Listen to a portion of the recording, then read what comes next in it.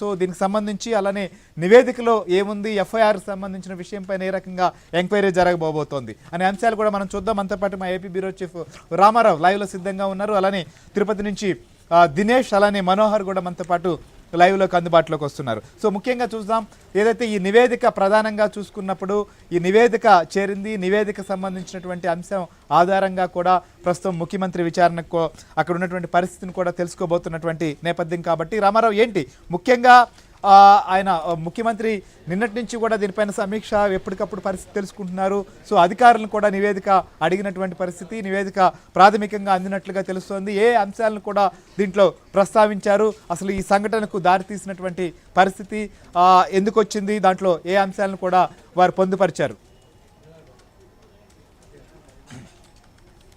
శ్రీహరి, నిన్న తిరుపతిలో జరిగిన సంఘటనకు సంబంధించి ముఖ్యమంత్రి చంద్రబాబు నాయుడు ఈరోజు ఉదయం దాదాపుగా గంటన్నర పాటు ఉన్నతాధికారులతో సమీక్ష చేశారు.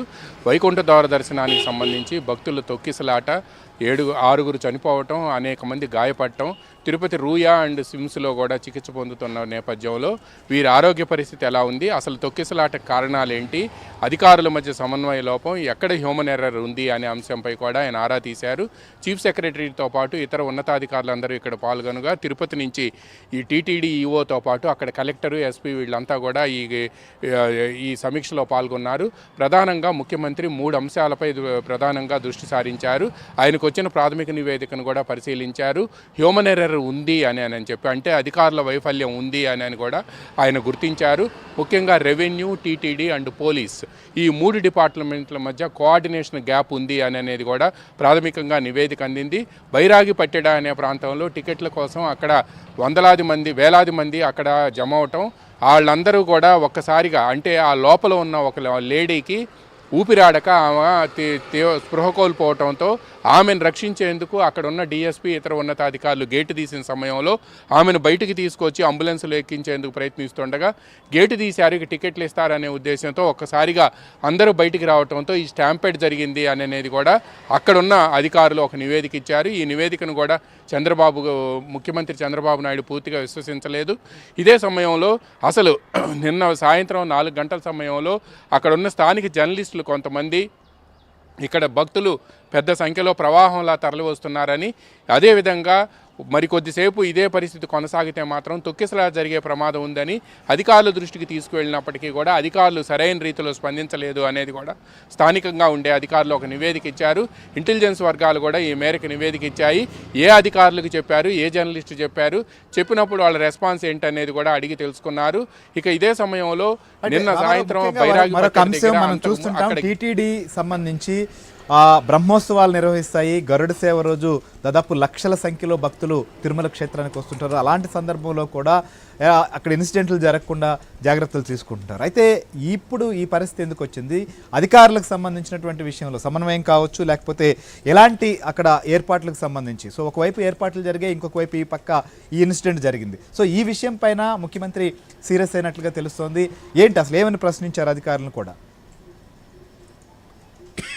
శ్రీహరి, అది అఖిలాండ కోటి బ్రహ్మాండ నాయకుడు కొలువుదీరిన శ్రీవారి తిరుమల పుణ్యక్షేత్రం. శ్రీవారికి పైన తిరుమలలో ఏదైనా సరే రష్ వచ్చినా కూడా దేవుణ్ణి దర్శనం చేసుకునేందుకు ఒక్కసారిగా లోపలికి వెళ్ళినప్పటికీ అక్కడ ఎటువంటి తొక్కిసలాట జరిగినా దాన్ని నివారించే నైపుణ్యం పైన తిరుమలలోని టీటీడీ విజిలెన్స్కి కానీ లేకపోతే అక్కడ ఉండే అధికారులకు కానీ ఉంది.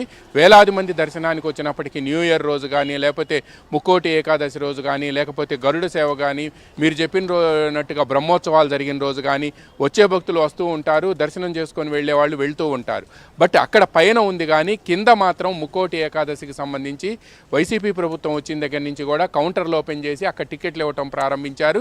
ఈ టికెట్లు ఇవ్వటం, అంతకుముందు ముక్కోటి ఏకాదశి దర్శనం 3 రోజులు మాత్రమే ఉండేది, దాన్ని 10 రోజుల వరకు కూడా తీసుకువెళ్ళారు. దీంతో ఏంటంటే ఆ ముక్కోటి ఏకాదశి దర్శనానికి సంబంధించి ఎక్కువ రోజులు ఉండటంతో ఒకేసారి టికెట్లు అందవేమోననే ఉద్దేశంతో భక్తులు పెద్ద సంఖ్యలో అక్కడికి రావటం, పైగా టీటీడీ కూడా 3 రోజులకి 1,20,000 టికెట్లు ఇస్తామని ప్రకటించడంతో, ఈ కేంద్రాలను కూడా ప్రకటించడంతో దాదాపుగా 9 కేంద్రాల్లో 90 సెంటర్లలో 90 కౌంటర్లలో కూడా ఈ టికెట్లు ఇస్తారని ప్రకటించారు. దీంతో ఒక్కసారిగా ఏకాదశి రోజే దేవదేవుణ్ణి సందర్శించుకుంటే సకల కోటి పాపహరణ జరుగుతుంది అనేది కూడా భక్తుల ప్రగాఢమైన విశ్వాసం. అందువలన రేపు ఎల్లుండి అవటాలెల్లుండి అంటే ఈ 3 రోజుల్లోనే దేవుణ్ణి దర్శించుకోవాలి అనేది కూడా భక్తుల ప్రగాఢ నమ్మకం. అందువల్లనే ఈ 3 రోజుల టికెట్ల కోసం కూడా విపరీతంగా భక్తులు తరలి వచ్చారు. పైగా నిన్న ఇప్పుడు ఇంతమంది భక్తులు తరలి వస్తారు అనేది కూడా టీటీడీకి ఒక అంచనా ఉంది. ఎందుకంటే గత ఏడాదికి సంబంధించిన సంఘటనలు కానీ అప్పుడు వచ్చిన కానీ భక్తుల టర్నౌట్ కానీ తీసుకుంటే టీటీడీకి ఒక అంచనా ఉన్నప్పుడు మీరు ముందుగా కోఆర్డినేషన్ కమిటీ సమావేశం ఏర్పాటు చేసుకొని కింద ఎంతమంది భక్తులు వస్తారు దానికి సంబంధించి